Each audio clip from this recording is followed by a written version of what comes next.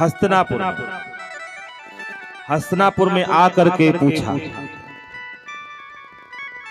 सब कुछ कुशल क्षेम पूछने के बाद बड़ा आदर हुआ, क्योंकि महाभारत युद्ध होने से पहले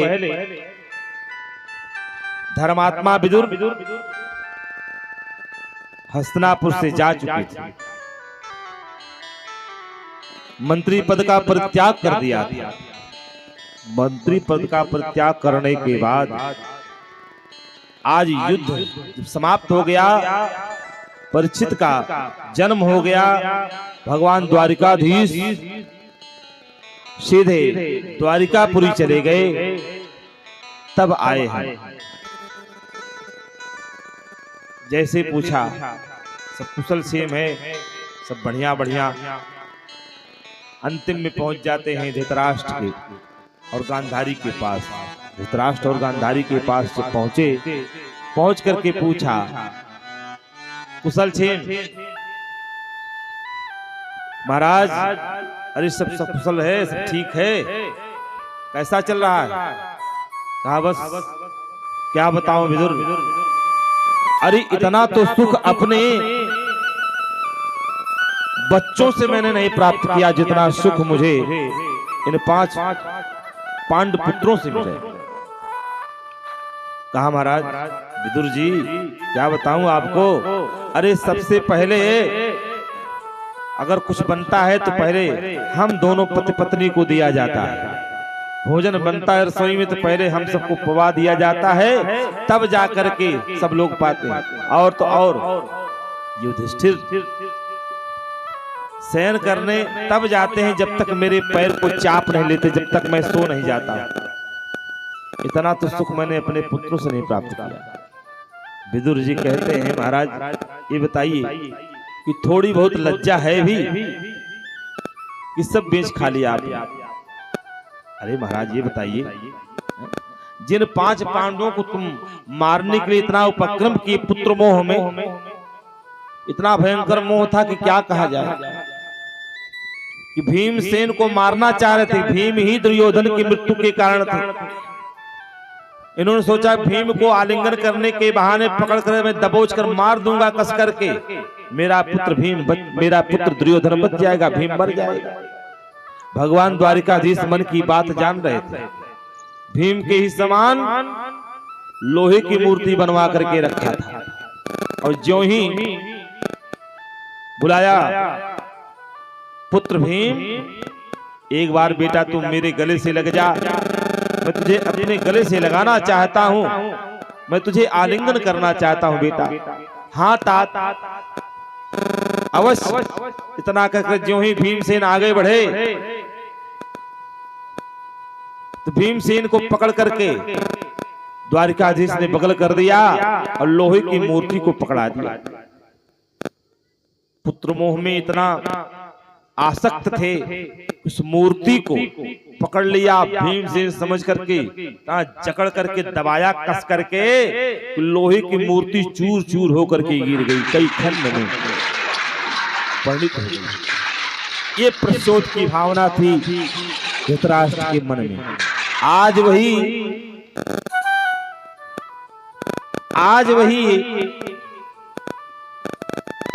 धर्मराज विदुर कह रहे हैं, महाराज इस प्रकार प्रशंसा का पुल बांधने में या प्रशंसा करने में पांडुपुत्रों की, पांडवों की तुम्हें लज्जा नहीं आ रही महाराज?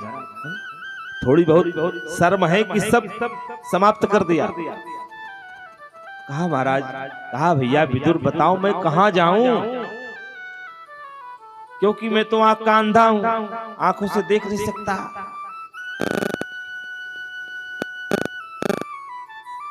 कहा अगर ऐसी बात है तो मेरे साथ चलो।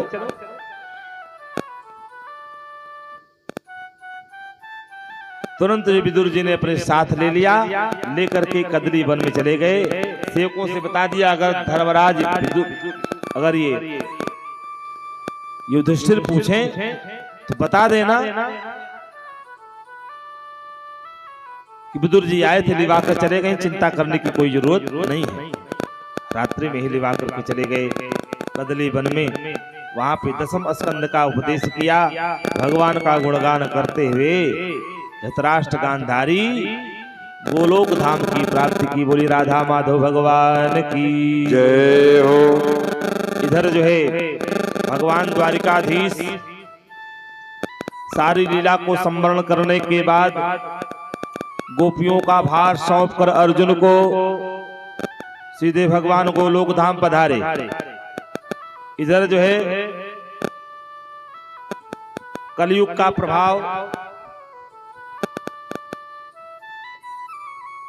सर्वत्र जो है छाने लगा। तमाम तरह तरह के अपशगुन देखे। इन अपशगुन को देख करके धर्मराज युधिष्ठिर विचार करने लगे, आखिर में मैं यह क्या देख रहा हूं अपनी इन आंखों से। लगता है द्वापर अब अंत की ओर है, कलयुग का आगमन है। इतने में भगवान श्री कृष्ण जो गोपियों का भार सौंपे थे अर्जुन को, अर्जुन लेकर के आ रहे थे। मार्ग में ही भील जात के लोगों ने उन गोपियों को अपने हाथों से छीन लिया। अर्जुन चाहने के बाद भी कुछ न कर सके और इनको खिन्न मना, उदास मना देख करके अर्जुन को धर्मराज युधिष्ठिर बार बार पूछ रहे हैं, ये बताओ तुमसे कोई अपराध हो गया, ब्राह्मण बद्ध हो गया, किसी निरीह पशु का, निरीह जीव का, निरीह प्राणी का वध तो नहीं हुआ, किसी का अपमान तो नहीं हुआ, द्वारिका में सब ठीक हैं, सारी रानियां ठीक हैं, द्वारिकाधीश ठीक हैं। जैसे द्वारिकाधीश का नाम लिया, कहा द्वारिकाधीश अब इस धराधाम पर नहीं रहे, सीधे गोलोक धाम की प्राप्ति किया। गोलोक धाम की प्राप्ति का नाम सुन करके माता कुंती के प्राण तत्क्षण उसी समय निकल गए।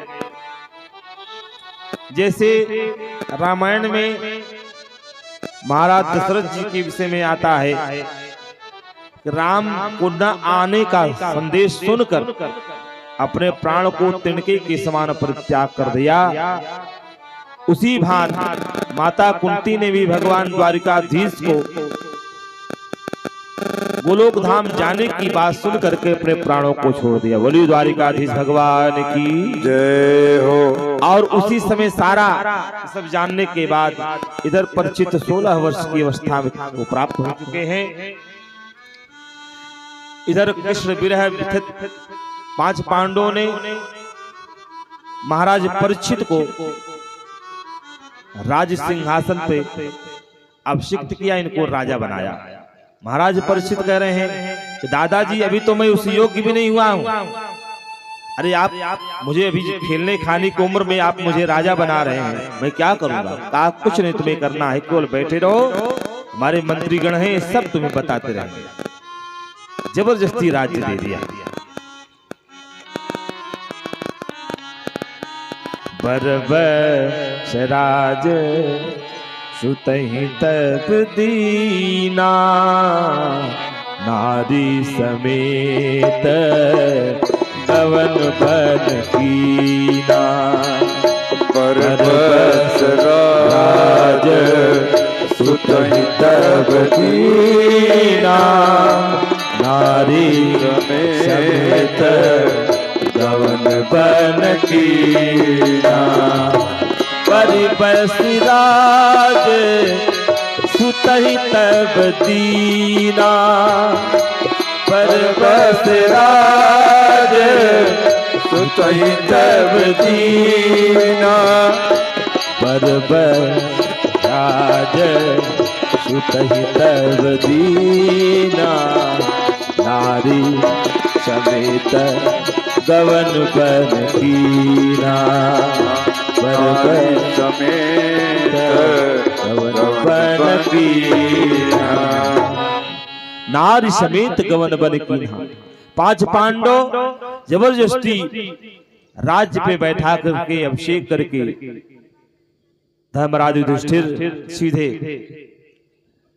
हिमालय की तलहटी की तरफ चल दिए। भीम आए और पूछे भैया कहाँ गए, पता लगा इधर ही गए हैं, तो भी चल दिए। अर्जुन पता लगा, अर्जुन आए पूछे भैया कहाँ गए, कहा इधर ही सब गए, वो भी चल दिए। नकुल को पता लगा, वो भी चल दिए। सहदेव भी चल दिए। जब द्रौपदी ने सुना कि 5 पांडव अब नहीं रहे, चले गए, तो द्रौपदी भी पीछे पीछे चल दी, क्योंकि पत्नी के लिए पति ही सर्वस्व है। पत्नी के लिए पति ही सर्वस्व है। पति के बिना पूरा संसार सूना सूना लगता है।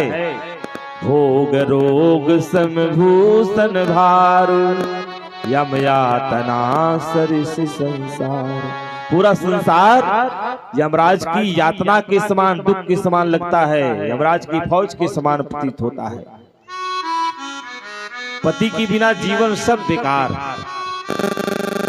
इसलिए भोग रोग समभूषण भारू, यम यातना सरिस संसार। जिए बीनु देह नदी बीनु बारी, तैसे ये नाथ पुरुष बीनु नारी। जिए बीनु देह नदी बीनु बारी, तैसे नाथ पुरुष बीनु नारी। तैसे नाथ पुरुष बीनु नारी। द्रौपदी मैया ने क्या किया, तत्क्षण उसी समय 5 पांडव के पीछे पीछे पीछे ये सब के सब जो है स्वर्ग में पधारे। सब के सब स्वर्ग में पधारे। इधर जो है महाराज परीक्षित मंत्री के कहने पर बढ़िया सुंदर चल रहे हैं, और महाराज परीक्षित सर्वत्र जो है अपने दिग्विजय स्थापित किया।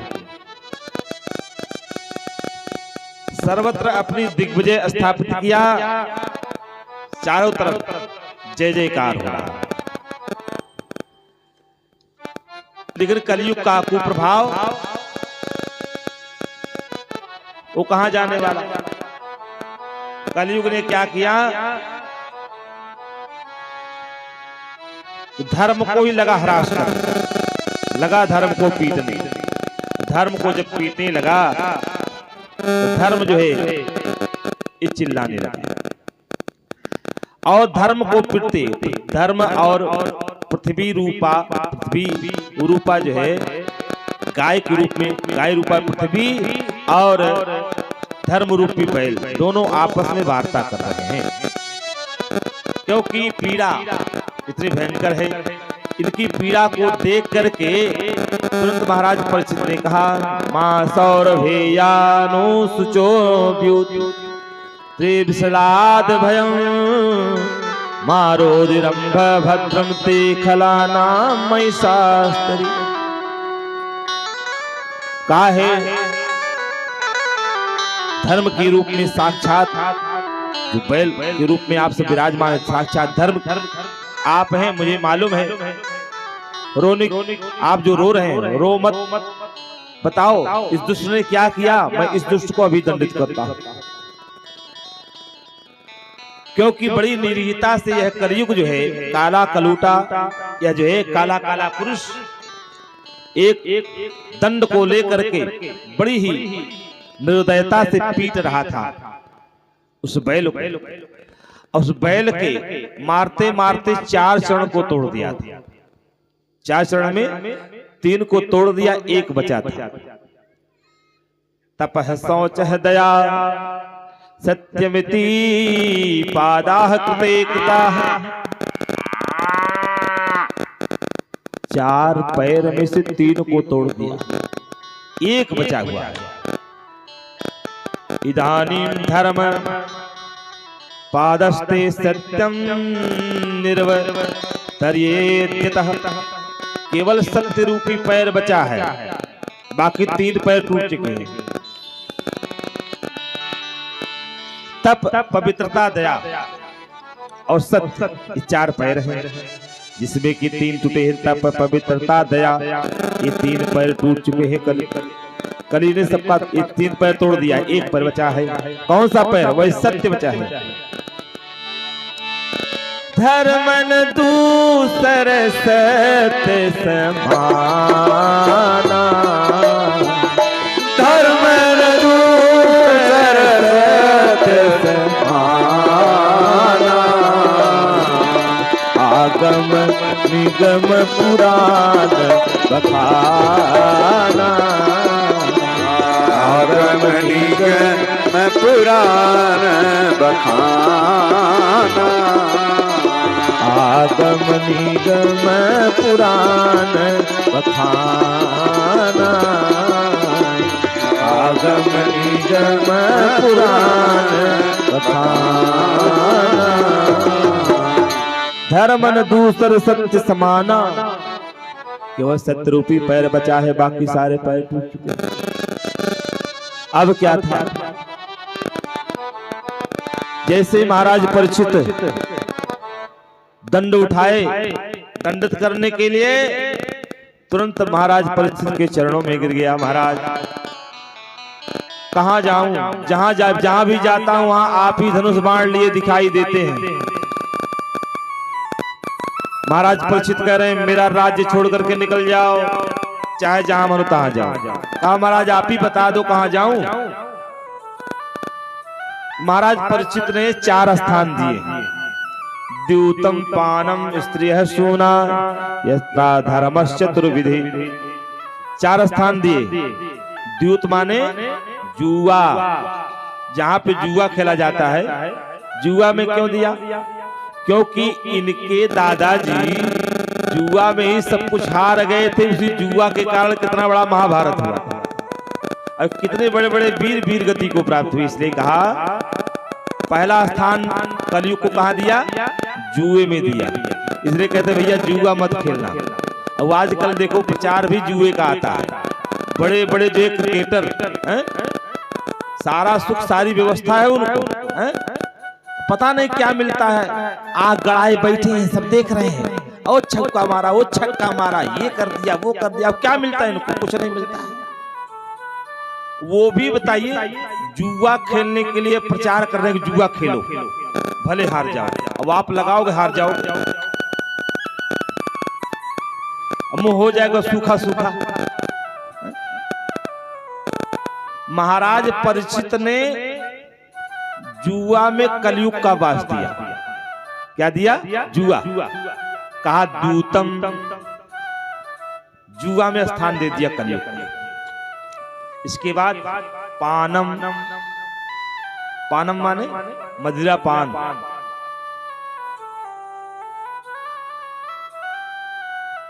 कलयुग जो है मदिरा में निवास करता है। जहां पे मदिरा है, मदिरा पान जहां होता है, जहां मदिरा पान करते हैं, इसको पान करने के बाद आदमी पता नहीं क्या क्या कर जाए। इसको पिला करके जो चाहो सो करवा, आदमी नशे में धुत हो जाता है।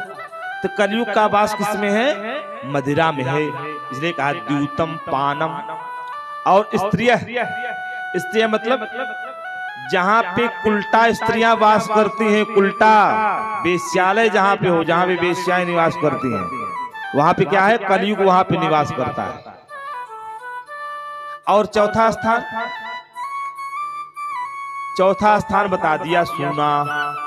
सूना माने जहां पे जीव का वध होता हो, जहां मार काट होती हो, कलयुग वहां पे निवास करता है। 4 स्थान दे दिया कलयुग को। दूतम पानम स्त्रियः सूना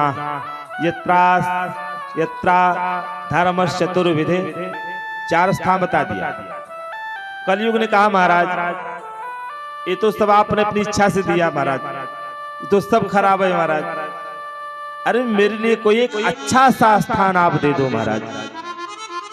आदमी घर बनाता है, सारे कमरे एक जैसा बनाता है, सब में रंगाई पुताई एक जैसी होती है, लेकिन एक रूम जो होता है, जो गेस्ट रूम जिसे कहते हैं महाराज, उसको बढ़िया बना कर रखता है कि हमारे गेस्ट लोग आएंगे तो कहाँ बैठेंगे। उसको बढ़िया सजा सजा कर रखता है, अच्छा सा बना कर रखता है। तो महाराज ऐसी कृपा करो, हमको एक बढ़िया सा स्थान दे दो। बोले राधा माधव भगवान की जय हो। कहा एक स्थान मुझे बढ़िया सा दे दो। कहा अच्छा। महाराज परीक्षित ने विचार किया, वो 5वां स्थान मांग रहा। 5वां स्थान कौन सा दूं, कौन सा दूं, विचार करते करते याद आया, कहा सोने में दे दिया।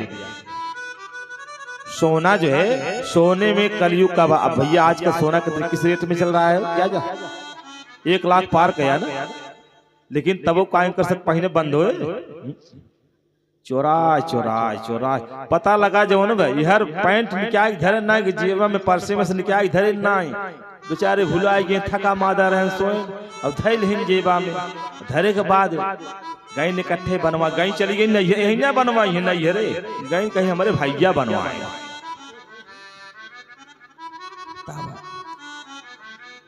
अब एक चीज बा सोनारे के लगे जाबू है कहीं कहीं चाहे जितना हो चौथी जाए हमारे पहने खूब स्वर्णकार जो है कहते हैं चौथी बार सोना मेरा हो जाता है 4 बार उनको ले जाइए नया नया खरीद के ले आइए दोबारा ले जाएंगे तुरंत काट लेंगे 4 आना उसमें। तो कलयुग का वास कहाँ दिया सोने में दिया। तो कहा क्या सारा सोना कलयुग के प्रभाव से प्रभावित है कहा ना ना कहा उसका प्रभाव यह है पुनश्च याचमानाय जात रूप मदात् प्रभु तदोन्नतम मदम कामम रजो वैरम च पंचमम।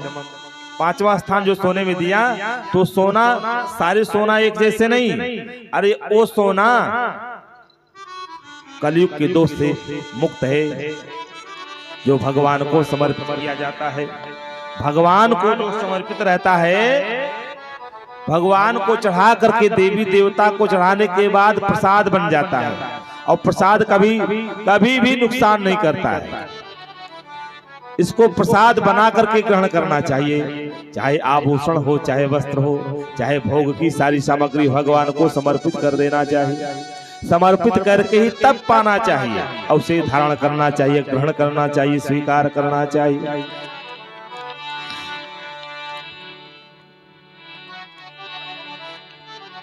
तुम ही निवेदित भोजन करही, तुम ही निवेदित भोजन करही, तुम ही निवेदित भोजन करही, तुम ही निवेदित भोजन करही।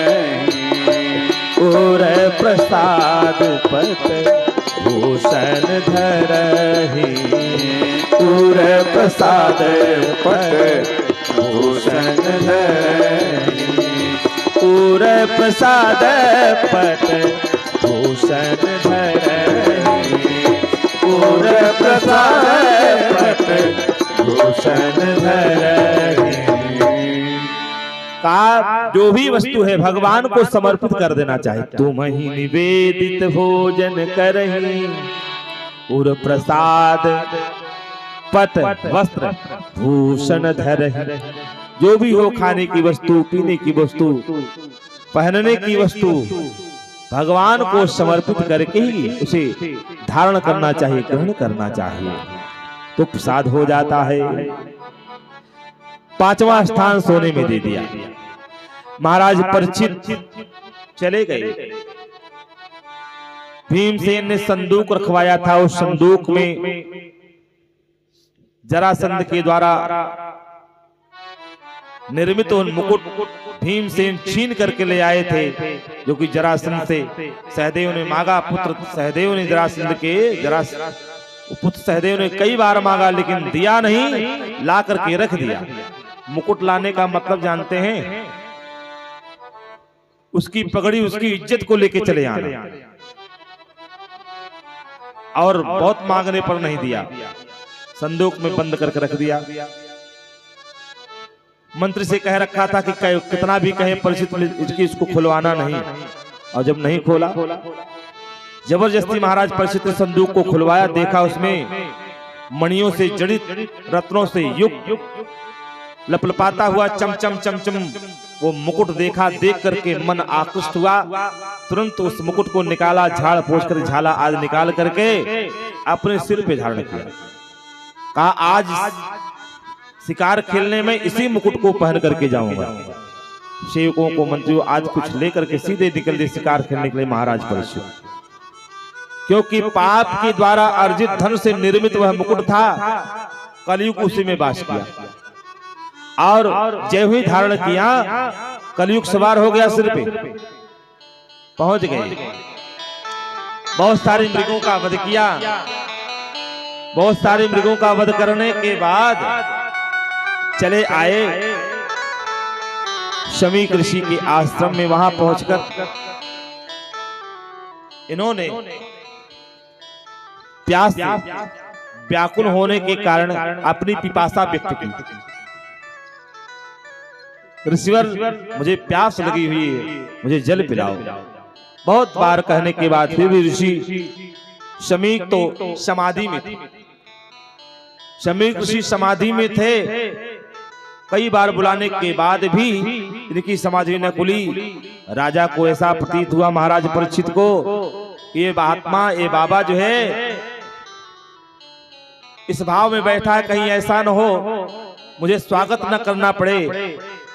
स्वागत न करने की इच्छा से यह जो है समाधि लगा करके बैठा है झूठ मूठ की। अरे राजा जो होता है वो प्रजा के लिए साक्षात ईश्वर हुआ करता है।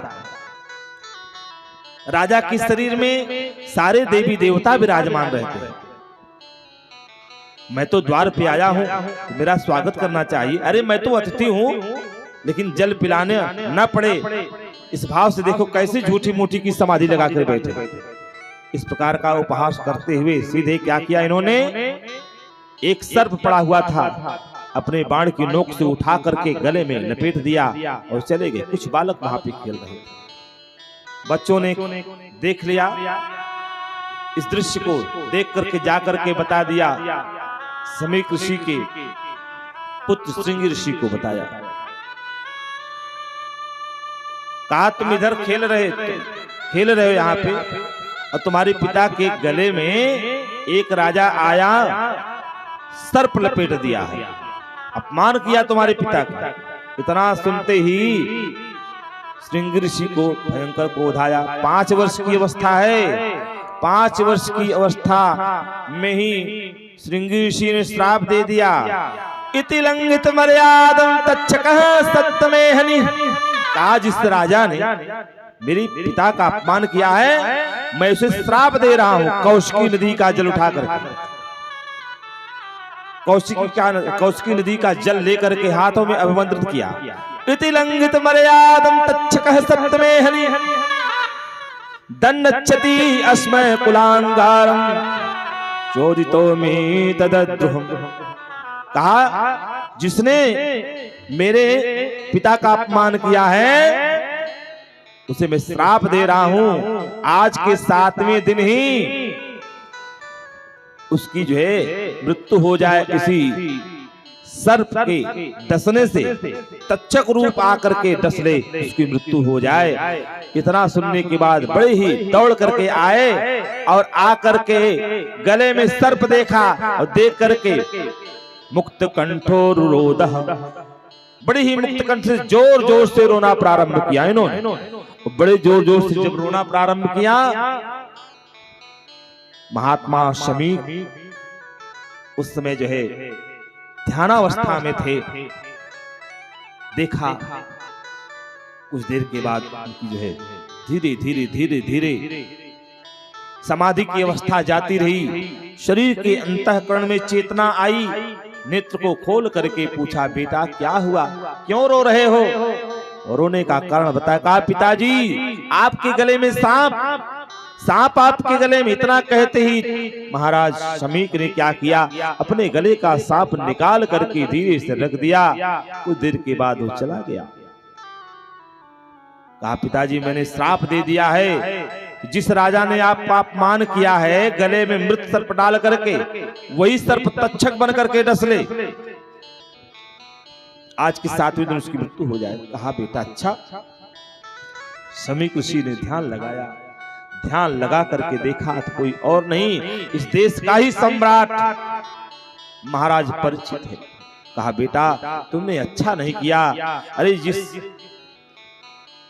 देश में राजा नहीं रहते, जिस राज्य की राजा नहीं होती वहां की प्रजा मनमानी हो जाती है। लुटेरे, आतंकी, आतताई, अपराधी इतने ज्यादा बढ़ जाते हैं कि प्रजा को अपार कष्ट सहन करना पड़ता है। प्रजा बहुत दुखी होती, बहुत पीड़ित होती है। बेटा तूने श्राप देकर के अच्छा नहीं किया, जाओ अब उन्हें बताओ, सूचना दो कि आज के 7वें दिन इनकी मृत्यु होगी, जाकर के कोई न कोई उपाय कर ले। कहा पिताजी मैं नहीं जाऊंगा, किसी अन्य को भेजिए। 2 शिष्य को बुला करके भेजा है समीक ऋषि ने। वो शिष्य जाकर के महाराज परीक्षित से कहते हैं, इधर महाराज परीक्षित अपने मुकुट को उतार करके ज्यों ही अलग थलग बैठे, मन में बड़ी व्यग्रता है, मन बहुत उदास है, चिंता है, चिंता के कारण मन बहुत क्षुब्ध है। अंतर आत्मा में बार बार यह उद्गार हो रहा है, यह भावनाएं उठ रही हैं कि मैंने जो है एक ब्राह्मण का अपमान किया, कैसे हो गया? जिस कुल में, जिस परिवार में ब्राह्मण की सदैव सेवा पूजा होती रही, आज उसी कुल में एक ब्राह्मण का अपमान, धिक्कार है मेरे ऐसे जीवन का। मुझे तो मर जाना चाहिए। अपने आप को ही कोस रहे थे कि तब तक 2 शिष्य पहुंचे, महाराज आपको श्राप मिल गया है।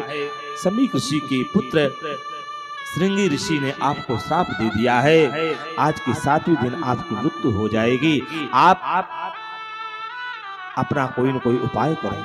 कहा मैं 7 दिन में मरूंगा? अरे मुझे तो तत्क्षण मर जाना चाहिए था, मैं जीवित क्यों हूं? एक ब्राह्मण का, इस संत का अपमान करके मुझे इस धराधाम पर जीने का अधिकार नहीं है।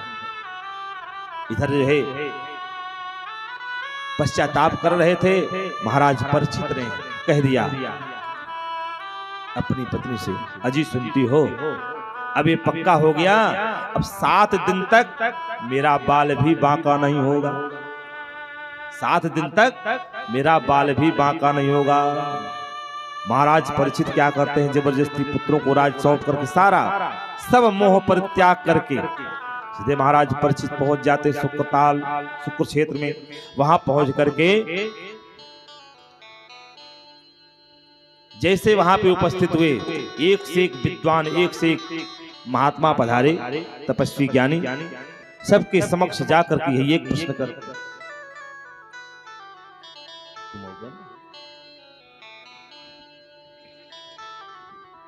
एक प्रश्न ही करते, सब पूछते महाराज क्या हुआ? कहते बस ये बताइए, जिनको 7 दिन में मरना हो उन्हें क्या करना चाहिए?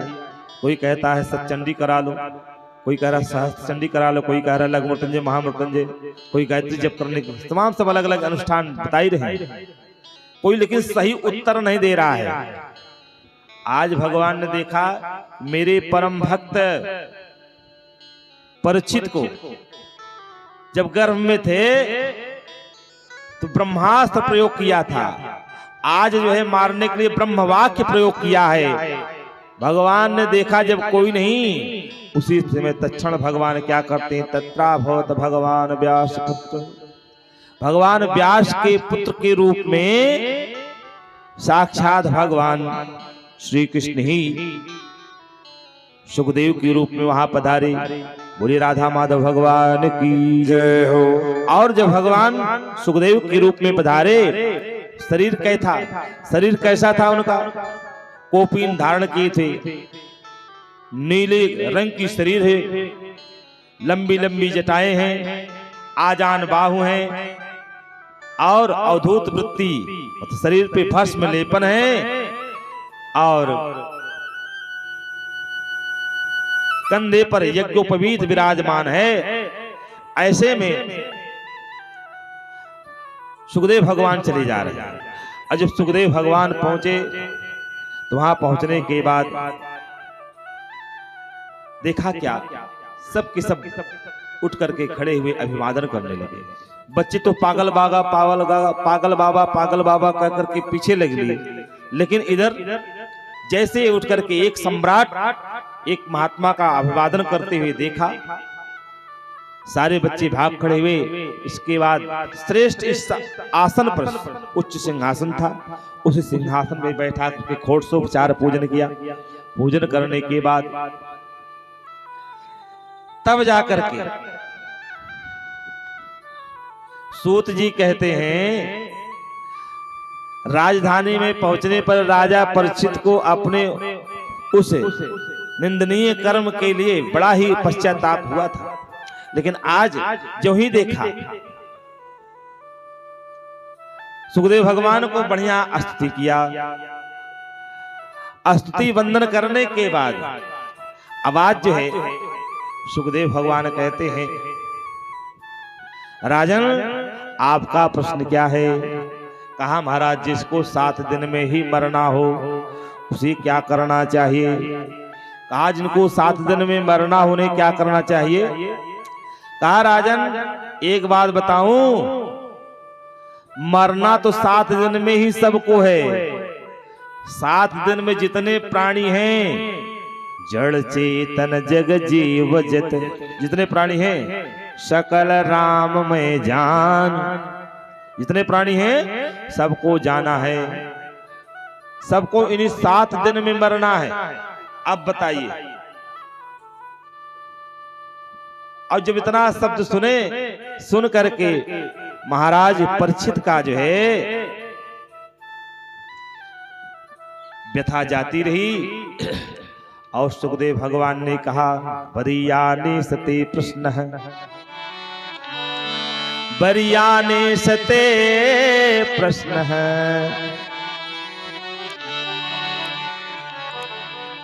कृतो लोकहितम नृप।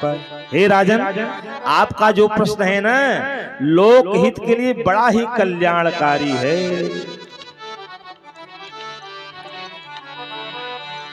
जैसे माता पार्वती ने प्रश्न किया था, भगवान शंकर ने क्या कहा? अरे पूछे हूँ रघुपति कथा प्रसंगा, पूछे हूँ रघुपति सकल लोक जग पावन गंगा, सकल लोक जग पावन गंगा। पूछो रघुपति कथा प्रसंगा, सकल लोक जग पावनी गंगा।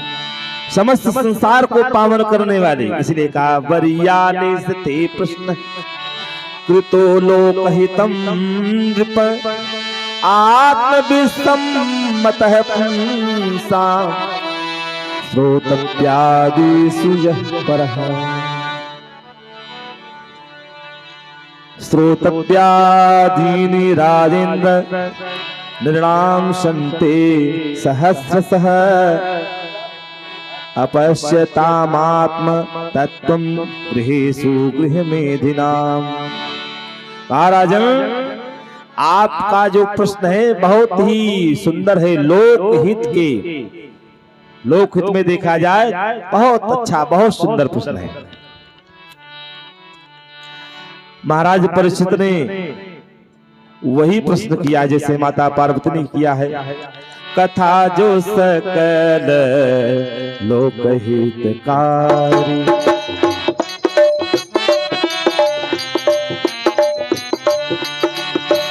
कथा जो सकल लोकहितकारी, कथा जो सकल लोकहितकारी, सोई पूछन चह शैल कुमारी, सोई पूछन चह शैल कुमारी, कथा जो सकल लोकहितकारी, कथा जो सकल लोकहितकारी, कथा जो सकल लोकहितकारी, कथा जो सकल लोकहितकारी, सोई पूछन चह शैल कुमारी। आज वही कह रहे हैं, बरियाने सते प्रश्न कृतो लोकहितम नृप। आपका प्रश्न लोकहित के लिए बहुत सुंदर है, बहुत अच्छा है। आपने तो जो प्रश्न किया है संसार के हित के लिए किया है, क्योंकि देखा जाता है हे राजेंद्र, हे राजेंद्र, जो गृहस्थ घर के काम, जो गृहस्थ घर के काम धंधों में उलझे हुए हैं, अपने स्वरूप को नहीं जानते, उनके लिए हजारों बातें कहने सुनने एवं सोचने करने की रहती हैं, उनकी सारी उम्र यूं ही बीत जाती है।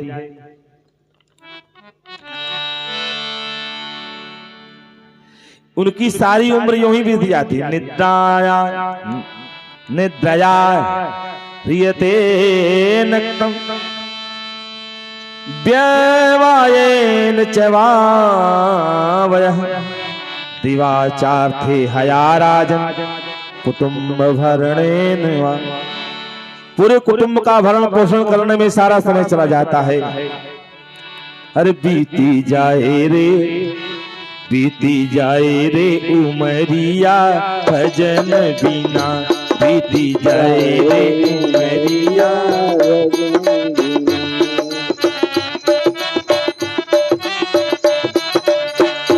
ओ भजन बिना प्यारे भजन बिना, भजन बिना प्यारे भजन बिना, बीती जाए रे उमरिया भजन बिना, बीती जाए रे उमरिया भजन बिना।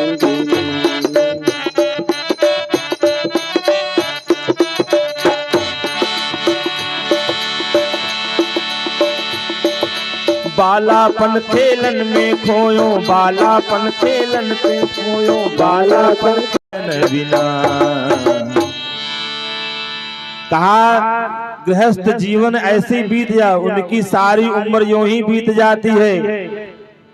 उनकी रात दिन या स्त्री प्रसंग से कटती है और दिन धन की हाय हाय, रात्रि स्त्री प्रेम और दिन धन की हाय हाय से पूरा जीवन कट जाता है। कुटुंबियों का भरण पोषण करने में पूरा जीवन समाप्त हो जाता है। पूरा जीवन जब समाप्त हो जाता है वो क्या जाने। इसलिए हे राजन, आपका जो प्रश्न है बहुत सुंदर है, बहुत अच्छा है। बरिया निसते प्रश्न है कि तो लोक हितम नृप। हे राजन, आपका प्रश्न बहुत सुंदर है। कहा राजन, जानते हो खडवांगो नाम राजर्षि ज्ञाते यत्ता मिहायुष मुहूर्तात् सर्व मुत्सृज्यत गतवान भयम हरि। अरे आपको तो 7 दिन मिला है, 7 दिन। महाराज खडवांग थे, अयोध्या के राजा थे। देवताओं की तरफ से युद्ध करने के लिए अयोध्या से जाते थे। अयोध्या के ऐसे ऐसे प्रतापी राजा हुए हैं, अयोध्या को ऐसे हल्के मत लेना। सप्तपुरियों में अयोध्या सबसे बड़ी है। 7 पुरियां हैं, अयोध्या, मथुरा, काशी, अवंतिका, मायापुरी। 7 पुरियों में अयोध्या सबसे बड़ी है। ये इसलिए अयोध्या के राजा थे महाराज खडवांग। देवताओं की तरफ से युद्ध करने के लिए गए थे। और युद्ध में इतना समय लग गया कि यहाँ कई पीढ़ी चली गई। कहा मैं अब जाऊंगा। कहा महाराज जाएंगे तो, लेकिन अब आपके समय कोई मिलेगा नहीं। कहा तो फिर? कहा अच्छा बताइए मेरी आयु कितनी है? कहा मात्र केवल, ज्यादा नहीं, बहुत थोड़ा समय है, 2 घड़ी केवल शेष है आपकी आयु।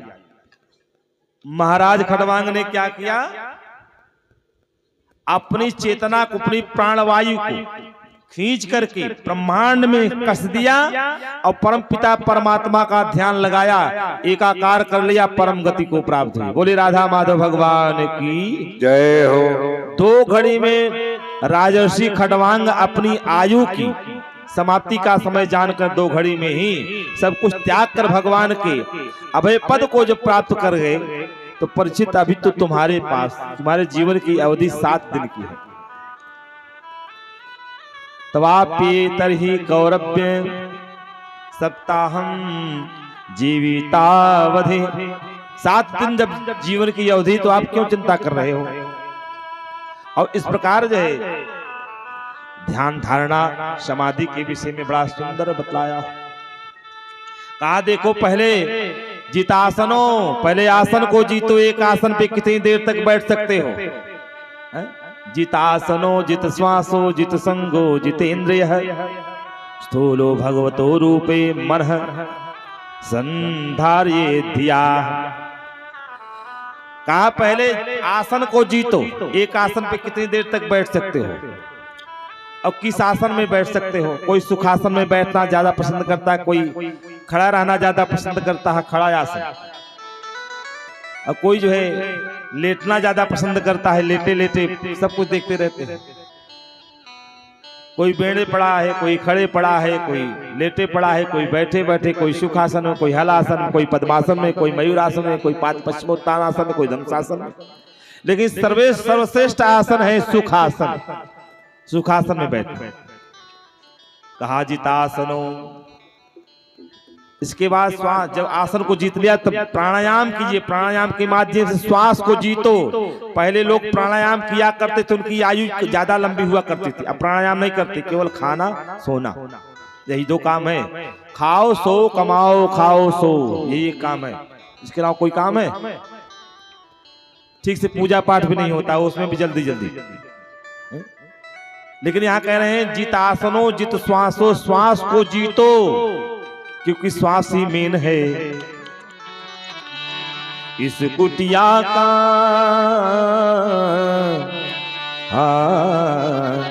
इस कुटिया का नित्य किराया। इस कुटिया का नित्य किराया क्या है? इस कुटिया का नित्य किया निराले जमाने भर से। काया कुटिया निराले जमाने भर से। काया कुटिया निराले जमाने भर से। 10 दरवाजे वाले जमाने भर से। 10 दरवाजे वाले जमाने भर से। काया कुटिया निराली जमाने भर से। काया कुटिया निराली जमाने भर से। काया कुटिया निराली जमाने भर से।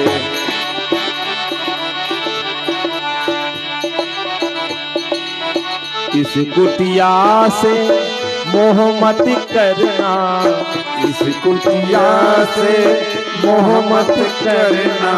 इस कुटिया से मोह मत करना। इस कुटिया से मोह मत करना। क्योंकि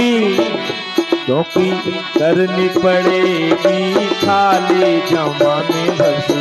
करनी पड़ेगी खाली जमाने भर से। काया कुटिया निराले जमाने भर से। काया कुटिया निराले जमाने भर से। काया कुटिया निराले जमाने भर से। काया कुटिया निराले जमाने भर से। 10 दरवाजे वाले जमाने भर से। 10 दरवाजे वाले जमाने भर से। 10 दरवाजे वाले जमाने भर से। तो इस कहा जित आसनो जित श्वासो जित इंद्रिय है। कान रूपी इंद्रिय बार बार कहीं देखो, सुनो जल्दी जल्दी। क्या कहा सुनो तो। इसलिए जित संगो, और साथ एकांत में बैठकर ध्यान करने का विधान बनाओ। जित संगो जितेंद्रिय, स्थूल रूप में भगवान का दर्शन, सूक्ष्म रूप में हर प्रकार से। विशेष देहा देहोद्यम अस्तिष्ठ शस्य सूर्यसाम यत्रेदं त्रिदस्यते विश्वं भूतं भव्यं भवच्च सत। आप पूरे संसार को ईश्वर का रूप मान करके नमन करना चाहिए। सिया राम मैं सब जग जानी। सिया राम मैं सब जग जानी। करहूं बना मजूरी जुग पानी। करहु धाम जोड़ी जुग पानी। पूरा संसार प्रभु में जान करके वंदन करना चाहिए। तो महाराज परीक्षित मरणासन व्रत लेकर के बैठे हैं। सुखदेव भगवान उनकी समस्त प्रश्नों का उत्तर देते चले जा रहे हैं और समय सूची का आदर सारे समय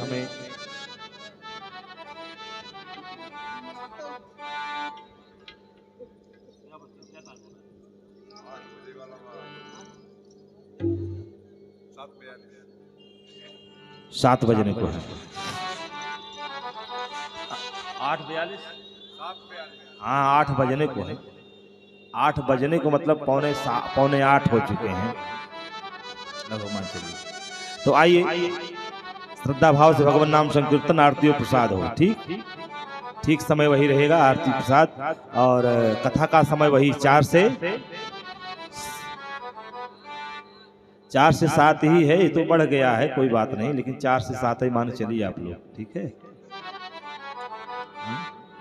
तैलाई हो भजो राधे गोविंदा, चरण चितलाई हो भजो राधे गोविंदा। राम चरण चितलाई हो भजो राधे गोविंदा। राम चरण चितलाई हो भजो राधे गोविंदा। राधे गोविंदा भजो राधे गोविंदा। राधे गोविंदा भजो राधे गोविंदा। राम चरण चितलाई हो भजो राधे गोविंदा। राम चरण चितलाई हो भजो राधे गोविंदा।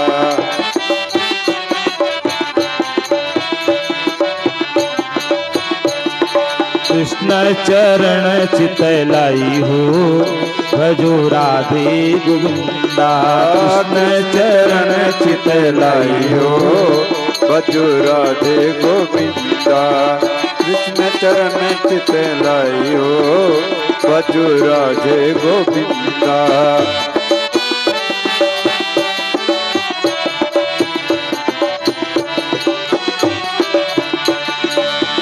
एक अयोध्या धाम में आया, एक अयोध्या धाम में आया, एक मथुरा का भाग्य बढ़ाया, एक मथुरा का भाग्य बढ़ाया।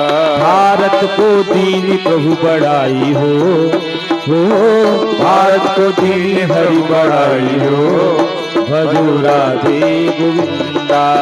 भारत को दीन हरि बढ़ाई हो भजो राधे गोविंदा।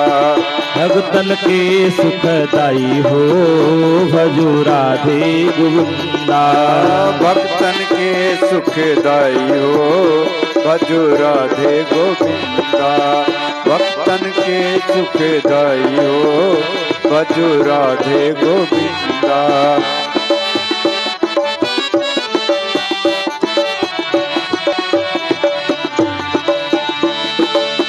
सरयू किनारे एक धनुहा चलावे, सरयू किनारे एक धनुहा चलावे, यमुना किनारे एक धेनु चरावे, यमुना किनारे एक धेनु चरावे। ओ सरयू किनारे एक धनुहा चलावे, सरयू किनारे एक धनुहा चलावे, यमुना किनारे एक धेनु चरावे, यमुना किनारे एक गैया चरावे।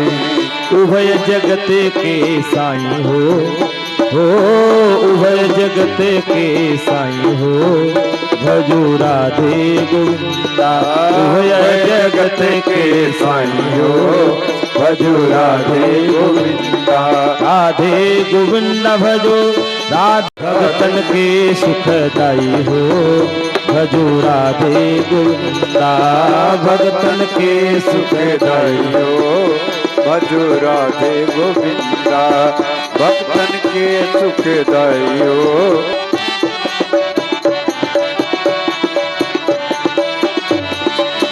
जब जब मारा तब तब तारा, जब जब मारा तब तब तारा, भक्तों को प्रभु तेरा सहारा, भक्तों को प्रभु तेरा सहारा, भक्तों को प्रभु तेरा सहारा।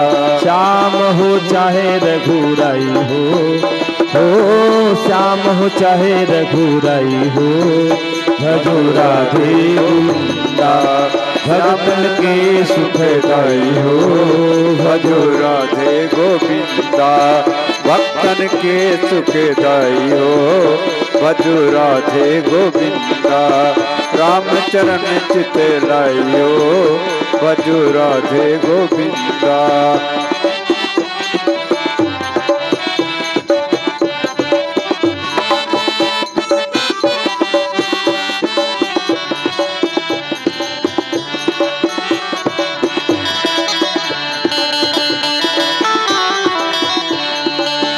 हो जन प्रहलाद को हरि ने बचाया, जन प्रहलाद को हरि ने बचाया, अर्जुन को सदे ज्ञान सिखाया, अर्जुन को सदे ज्ञान सिखाया, सब विदलिनी अपनाई हो, सब विदलिनी अपनाई हो, भजो राधे गोविंदा, राम चरण सुखदाई हो, भजो राधे गोविंदा, भगतन के सुखदाई हो, भजो राधे गोविंदा, भगतन के सुखदाई हो, भजो राधे गोविंदा।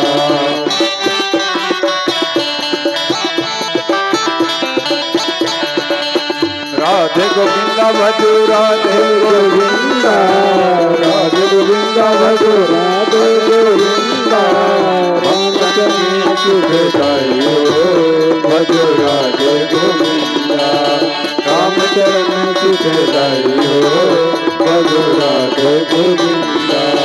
जो जन गावे सब कुछ पावे, जो जन गावे सब कुछ पावे, अंत समय को सुरपुर जावे, अंत समय को सुरपुर जावे, प्रेम से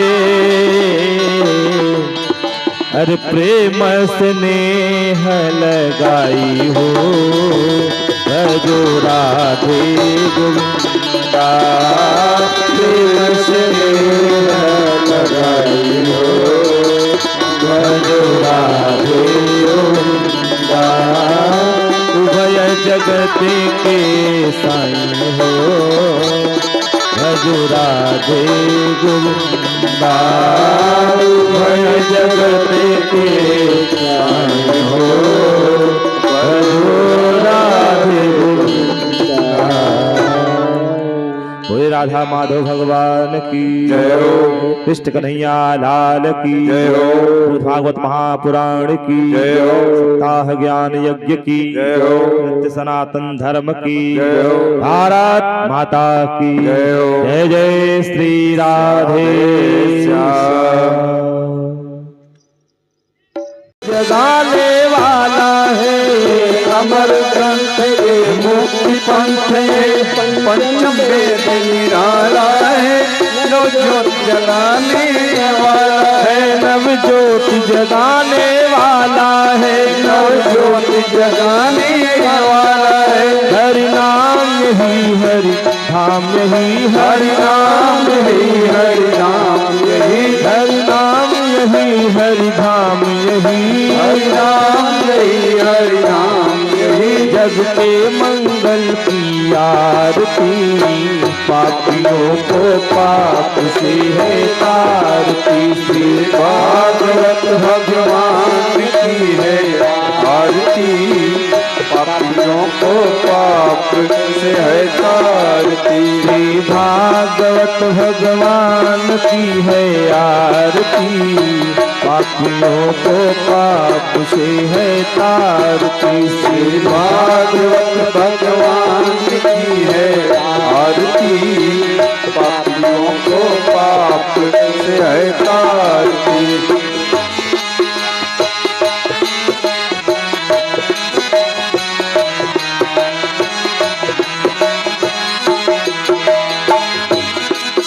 यह शांति गीत पावन पुनीत पापों को मिटाने वाला है, हरि दर्श कराने वाला है। यह शांति गीत पावन पुनीत पापों को मिटाने वाला है, हरि दर्श कराने वाला है। शांति गीत पावन पुनीत पापों को मिटाने वाला है, हरि दर्श कराने वाला है। यह शांत गीत पावन पुनीत पापों को मिटाने वाला है, हरि दर्श कराने वाला है। हरि दर्श कराने वाला है, हरि दर्श कराने वाला है। हरि दर्श कराने वाला है, हरि दर्श कराने वाला है। यह सुख करनी है दुख हरनी, यह सुख करनी है दुख हरनी,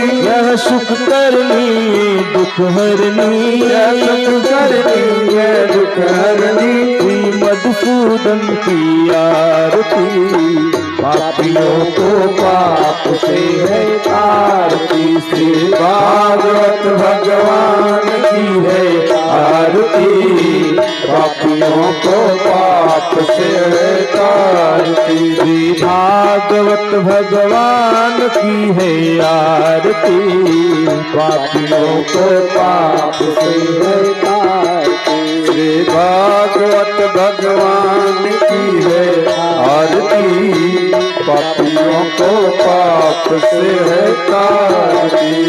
मधुर बोल जग पंथ खोल सन्मार्ग दिखाने वाला है, बिगड़ी को बनाने वाला है। मधुर बोल जग पंथ खोल सन्मार्ग दिखाने वाला है, बिगड़ी को बनाने वाला है। ये मधुर बोल सतपंथी खोल सन्मार्ग दिखाने वाला है, बिगड़ी को बनाने वाला है। मधुर बोल जग पंथ खोल सन्मार्ग दिखाने वाला है, बिगड़ी को बनाने वाला है। श्री राम यही घनश्याम यही, श्री राम यही घनश्याम यही, जग के मंगल की आरती, पापियों को पाप से है तारती। श्री भागवत भगवान की है आरती, पापियों को पाप से है तारती। श्री भागवत भगवान की है आरती, पापियों को पाप से है आरती। श्री गौरम करुणावतारम संसार सारम भुजगेन्द्रहारम सदा वसंतम हृदयारविंदे भवं भवानी सहितं नमामि। त्वमेव माता जगता त्वमेव, त्वमेव बन्धो सखा त्वमेव, त्वमेव बीजा जगुणं त्वमेव, त्वमेव सर्वं मम देवते। अच्युतं केशवं रामो नारायणं कृष्ण दामोदरं वासुदेवं हरे श्रीधरं माधवं गोपिकावल्लभं जानकीनायकं रामचन्द्रं भजे। तुमात स्वामी सखा हमारे, तुमात स्वामी सखा हमारे, हे नाथ नारायण वासुदेव, हे नाथ नारायण वासुदेव। श्री कृष्ण गोविंद हरे मुरारे, हे नाथ नारायण वासुदेव।